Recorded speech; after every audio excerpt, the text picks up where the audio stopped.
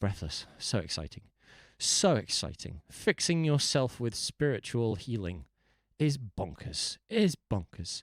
I mean, and you don't believe it until it works for you. And they're like, oh, shit, it fucking works.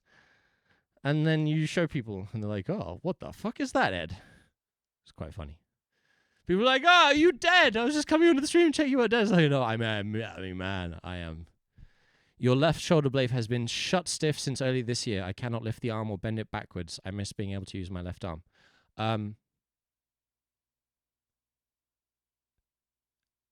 So I can give you something for that. This is this is one very simple exercise. I could give you a routine of yoga and qigong that would specifically target that.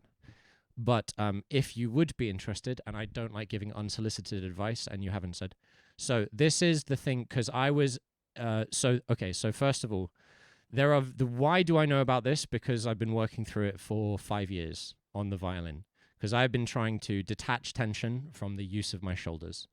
The problem that happens, and this is a very specific physiological issue, is that it's quite easy to overburden the muscles that are used for manipulating the shoulder blades. These are the rhomboid, I believe. They are very complicated muscles. They do lots of different movements. And if they get stiff, other muscles are like, hey, don't worry, I'll do it for you, even when they're not really supposed to. So what happens, and this is what happened to me, perhaps it's what happened to you, is the first thing I noticed was that my shoulder had this deep set pain in certain specific angles of rotation. Only when I did certain things. Like it would be fine, and then I'd like reach for something. It's like, what the fuck? And then it started spreading up my back into my neck, down the same side of the neck that I had the problem underneath the shoulder with. And this was because when I was playing violin, I was using the shoulder muscles to raise my arm, instead of keeping the shoulder socket loose and using your arm, because you don't need your shoulder muscles to raise your arm. Hello, Elena. This is shoulder pain. This is morphed from yoga to qigong to violin to rhomboid exercises. So hey, this is super relevant to violin. The thing about violin, and I'll take, yeah. And what happens is that parts of your body, first of all, I won't go too much into the qigong. It's the qigong that has really blown my mind. I needed qigong for cello. The basic principle operating that qigong investigates is how the body uses reciprocal muscle activity to maintain stillness. What that means is all the muscles are working to keep your arms still. And when all the muscles are working all the time, they get knackered and they stop being able to do stuff. So the basic principle of qigong, which is filtered through all of my practice, which is why qigong has been cello, cello has been qigong, all of this stuff has been the music, is because in order to play cello for 8 or 9 hours, I have needed to unlock my shoulders and my lower back so that the force that I am putting in the cello is based not on my muscles, but on gravity. That's the basic idea. Now, you could define that as I am channeling qi. I am using the pull of the earth to do the hard stuff. And it's the difference between here's my arm up and my shoulder moving all over the place, shoulder back muscles all working, and my shoulder completely relaxed, and my arm just flopping. There's no tension in my shoulder now. And if you want a bow, look at the fingers jiggle. Do you see the finger jiggles? That is advanced level violin shit. If your violin grip is relaxed, then as you do the bow, your fingers will jiggle slightly. If it's stiff, they won't. You see? That's no jiggly fingers. That's jiggly fingers. And that involves unlocking the hand. But if you haven't unlocked the shoulder and you're still using the shoulder, like all this action makes the rhomboid tired, which makes the neck muscles kick in, which makes them stiff, and the rhomboid, having been tired, has not been able to work through it, has locked in place, tensed up, cramped up, acids have crystallized in the muscle fiber, and it just hurts. It hurts anyway, and it hurts to move. And the problem is that when the body perceives a part as hurting to move, its inclination is to stop it moving. And when you have a muscle that's seized up, you can't let it get locked, because that will make it worse, and in the long term, it will start actually rebuilding itself as a new thing that does not move, right? It starts to calcify, if you want to say calcify. Yeah. So, and that what that indicates is your left hand, the muscles that hold your fingers in place are locked open. So, I don't want to go too much because I don't pretend to be able to teach qigong. I don't pretend to be able to teach yoga. All I can show you, bodies that move. And the big thing that blew my mind, and then I'll stop about qigong because I've been deep into it, and I will try and find you guys someone who's willing to show you qigong, because I will do it a bit, but I'm not going to try and teach you because it's very powerful. And I am an apprentice myself. I am a learner. I have a master. I have a sensei. And I cannot teach it. I can show you what I've learned. I cannot teach that. This shit is too deep. Basically, Taoists have been studying the body for at least 1,000 years. They would go away and for 20 years just try and figure out how the shoulder worked. And some monks, their entire life was sitting there feeling the shoulder for 20 years. And that's what qigong is. And it's crazy powerful shit. So, anyway, the body does not get healed by medicine. Medicine allows the body to heal itself. You can check it out. It's valid. That's what really blew my mind. That's the shit. You can harness those forces yourself and do them. Physio is one of the ways that do it. Specifically, I'm not going to take my shirt off in terms of service. If you are struggling with any kind of shoulder mobility, the most likely cause and the most likely root is the muscle between your shoulder blade and your back. That's the one that can be involved in any shoulder movement, but doesn't necessarily. If you do, for example, if you put your hand right between your shoulder blade and your body, you'll notice as soon as you start lifting your shoulder, you'll feel the muscles move. If your shoulder is relaxed, you just won't feel those muscles move. They're just non-moving. And those are the ones that allow us to go this, which we don't want to do if we're going this, right? Even when we're bowing, we raise the arm from here. We keep the gravity of the arm. We keep the flop. We don't hold it up with the shoulder, right? Because you get injured. So this is the one exercise that helped me get my rhomboids. It is both a diagnosis tool and a treatment tool. What you're trying to do is I'll demonstrate now, and I can put the other mic on. Sick. Checker. 1, 2.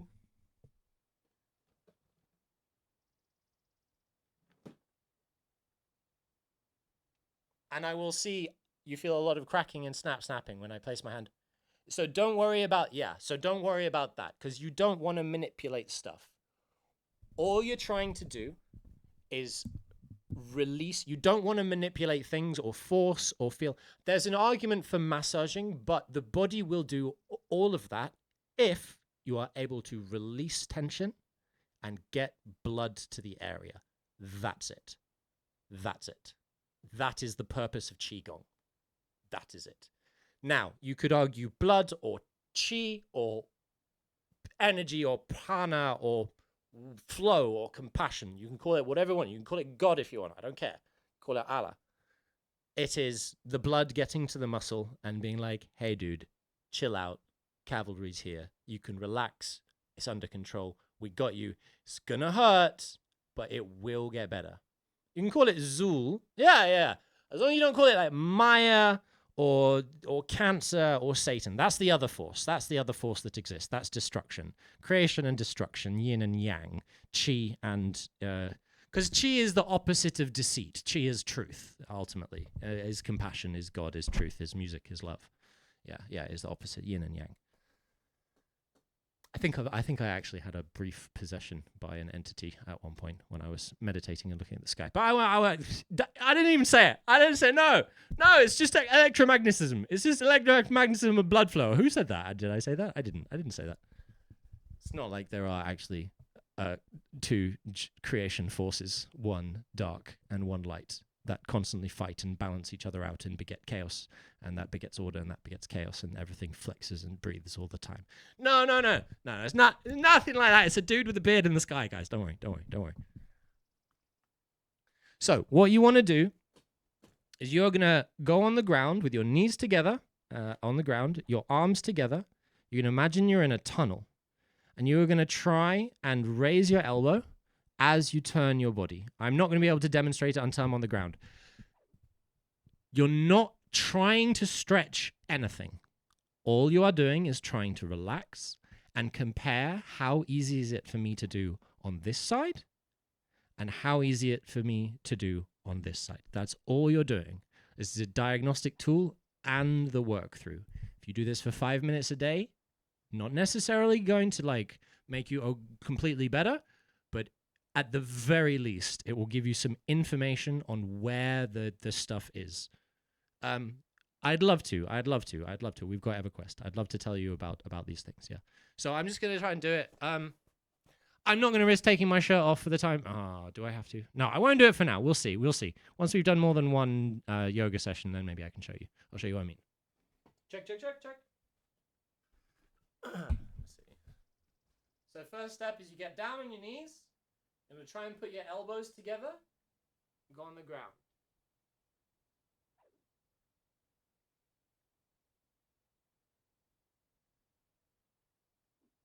Like you're in a tube, like you're in a pipe. You want to try and get like you're in a pipe. And all you're going to try and do is go arm out and just reach out like that. And then reach out like that. And you see, I've got much more on this side. Oh. And go forward on our knees and do it again. Oh, yeah. Oh. Oh, this feels so good. Oh. Oh. And breathe. And back. Oh. And breathe.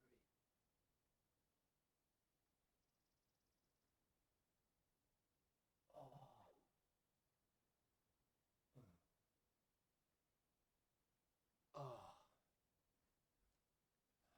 Oh. And remember, you're not trying to force anything. The only thing that should ever cause stretch, the sensation of stretching, is breathing. You go up to 70% of your limit, not even 100%, as long as it's comfortable. Interesting. And and what will happen? What will happen is that that is a move that only that muscle can do. There are no other muscle groups that can make your body move like that. So what you'll find is, depending on how far you'll go, you'll know that you'll have access. But there's a couple of previous layers, because for that muscle to be engaged properly, the neck needs to get out of the way. Well, that's what? Don't worry. No, water. No, water. Don't worry, because that is information. It's not that it's strugglesome. It's that the muscles that allow you to do it are not able to work properly. And by doing it very slowly, because you don't want to try and make them do it, they're really tense, deeply knotted muscles where literal exertion creates proteins. Those proteins crystallize, and they crystallize inside the linings of the muscles. So as you start trying to use those muscles that have calcified, as they are being stretched, they are literally grinding crystals within themselves. And that's one of the reasons it hurts so much. And the body will calcify. The body will literally use like enamel and stuff to protect things it doesn't want to move. The problem is it's not very good at knowing. It doesn't know the full picture. It only knows, there's damage, quick, protect it. And it stops it getting better. So one more time, I'll do it again one more time, just very gently. And again, you're not trying to stretch. You're just trying to see what your body says to you.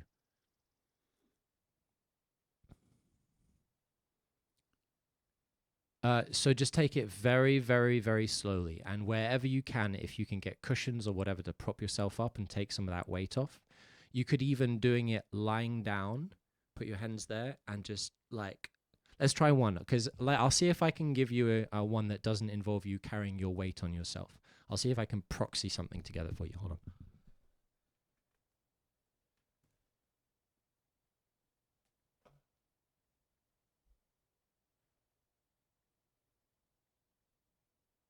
If you lie on your back,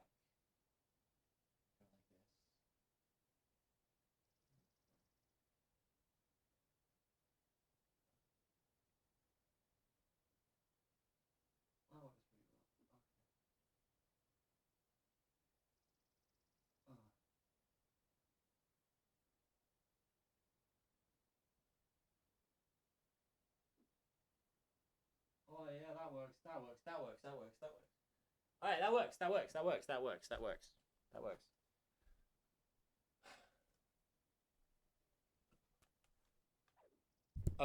Okay, so what you're going to do is you're going to sit on the ground, lie on your back, and try and lift your arms up so they're both above you.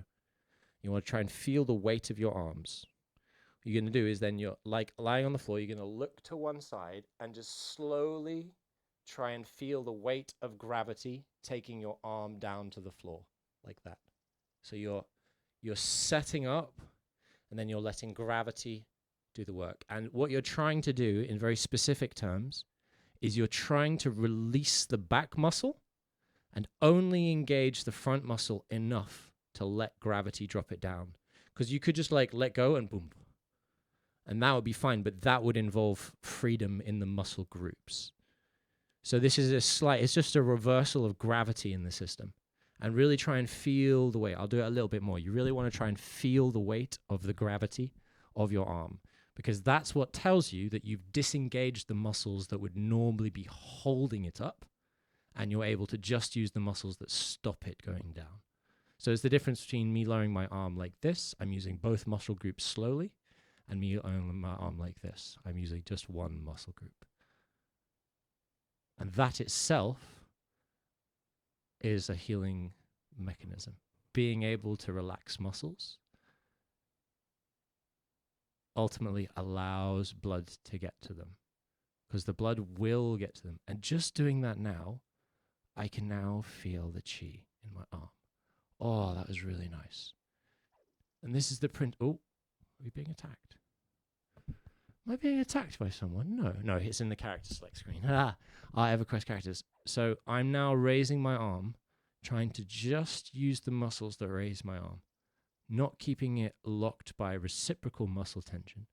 And I get my arm feels so heavy, dude. Oh, is it it's like I'm lifting a giant weight. It's like you can feel like the full weight of gravity. And this is the principle of qigong. Trying to be like, okay, which muscle groups are actually working here? Can I feel them? Can I tell them to chill? And chill. Whoa, that was cool. One more time, let's try that. I'll try that exercise I just designed for you.